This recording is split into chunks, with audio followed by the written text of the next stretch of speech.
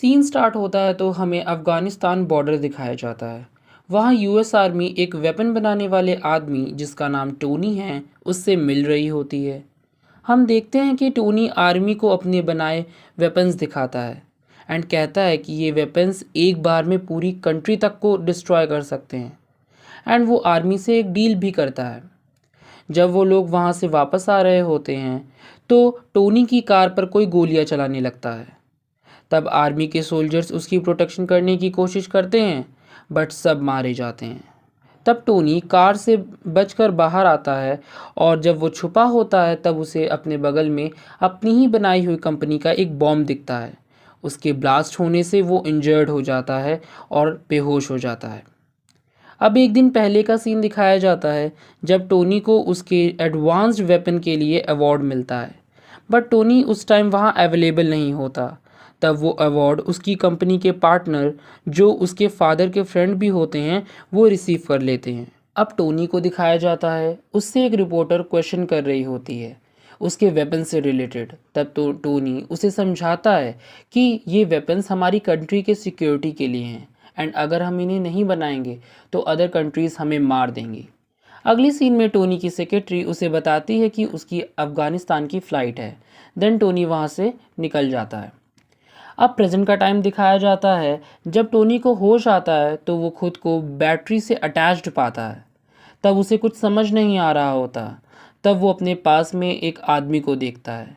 जब वो उससे पूछता है तब वो आदमी कहता है कि उस बॉम्ब के कारण तुम्हारी बॉडी में छोटे छोटे आयरन पार्टिकल्स घुस गए थे जिन्हें निकालना इम्पॉसिबल है।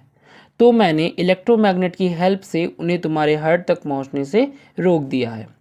इतना सुनने के बाद टोनी को ये पता चलता है कि उसे आतंकवादियों ने किडनैप कर लिया है। तब उनका लीडर टोनी को वेपन्स बनाने के लिए कहता है जिससे वो यूएस आर्मी को हराकर अपने बॉर्डर पर कब्जा करना चाहते थे बट टोनी उन्हें साफ इनकार कर देता है। तब वो आदमी जो टोनी के साथ था वो उसे रोकता है और समझाता है कि मैं भी एक वेपन मेकर हूँ और इन लोगों ने मुझे भी कैद कर लिया है एंड ये तुम्हें तब तक नहीं छोड़ेंगे जब तक इनकी बात ना मान लो। तो उन दोनों के पास कोई दूसरा ऑप्शन नहीं होता है। अगले सीन में वो दोनों प्लान बनाते हैं कि वो एक बार ट्राई करेंगे यहाँ से भागने के लिए। तो वो लोग एक पावरफुल बुलेट प्रूफ सूट को डिज़ाइन करते हैं जिससे अगर वो भागेंगे तो गोलियां उन्हें ना लगें। बट उसके लिए उनको काफ़ी हाई बैटरीज चाहिए थी। तब वो दोनों वेपन्स बनाने के नाम पर उस लीडर से सूट बनाने का मटेरियल ले लेते हैं एंड वो लीडर को इसके बारे में पता ही नहीं होता है। तो वो जो मांगते हैं वो लीडर उनको वो दे देता है। बट जब वो सूट रेडी होता है तब वो उस लीडर को रियलाइज़ हो जाता है। वो आकर टोनी के साथ वाले आदमी को काफ़ी इंजर्ड कर देता है। तब तक टोनी उस सूट का डेटा को इंस्टॉल करके पहन लेता है एंड सबको मारकर वहाँ से भाग जाता है और सारे वेपन्स को डिस्ट्रॉय करके रेगिस्तान में गिर जाता है। वहाँ पर उसे आर्मी ढूंढ लेती है और टोनी वापस आ जाता है।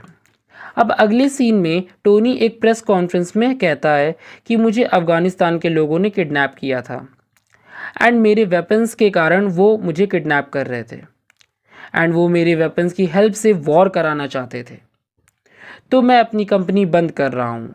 इतना सुनने के बाद टोनी का जो पार्टनर होता है वो कहता है कि टोनी अभी डरा हुआ है एंड वो अपने होश में नहीं है एंड ऐसा कुछ भी नहीं होने वाला है।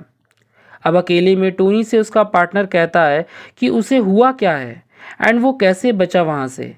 तब टोनी उसे सारा इंसिडेंट बताता है एंड उस सूट के बारे में भी बताता है।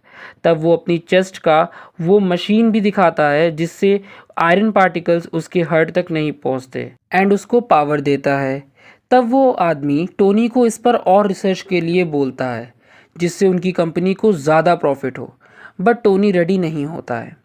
अगले सीन में टोनी अपनी बॉडी की उस मशीन की जगह एक और एडवांस्ड मशीन को चेंज करवाता है अपनी सेक्रेटरी की हेल्प से एंड उसे इसके फीचर्स के बारे में भी बताता है। दूसरी तरफ उन आतंकवादियों को वो सूट मिल जाता है जिससे उन लोगों को ये सब कुछ क्लियर हो जाता है उस सूट से रिलेटेड इन्फॉर्मेशन के बारे में।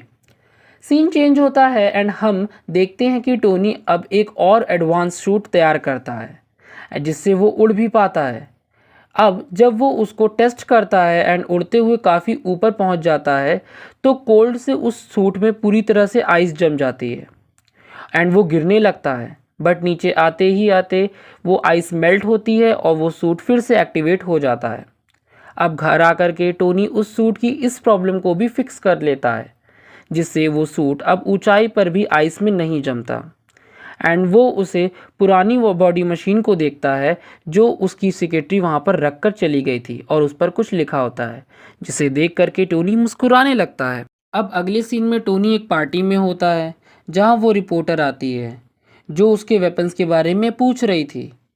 उससे टोनी को पता चलता है कि उसके वेपन्स का डिज़ाइन उन टेररिस्ट तक पहुंच गया है। तब वो अपने पार्टनर के पास जाता है। तब वो टोनी को बताता है कि उसने ही टोनी के वेपन्स टेररिस्ट को बेचे हैं।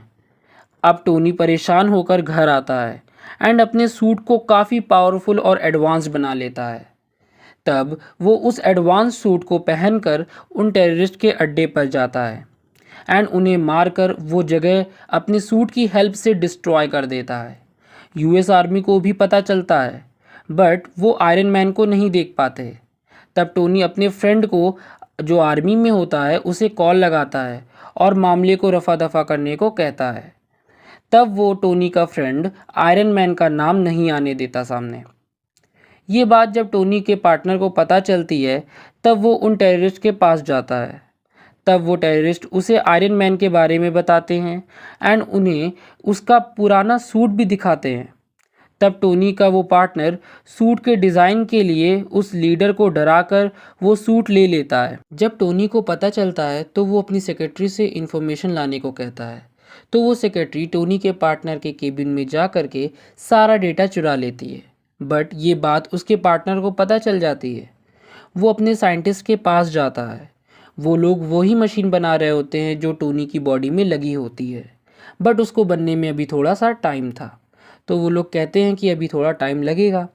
तब टोनी का वो पार्टनर उसके घर जाता है और उसकी बॉडी से वो मशीन ले लेता है ज़बरदस्ती। तब टोनी कमज़ोर हो जाता है और मरने सा लगता है। तब टोनी को वो पुरानी वाली मशीन दिखती है। वो उसे लगा लेता है और बच जाता है। दूसरी तरफ हम टोनी के पार्टनर को देखते हैं जो एक बहुत बड़े आयरन सूट में वो मशीन लगा देता है एंड उसका नाम आयरन मॉन्गर रखता है।